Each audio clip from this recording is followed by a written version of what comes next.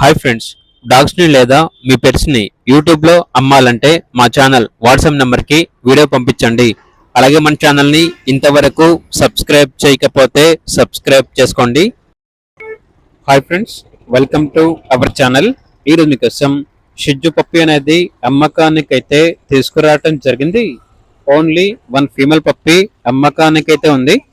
పప్పి యొక్క ఏజ్ వచ్చేసి 3 months. Vaccination complete అయింది.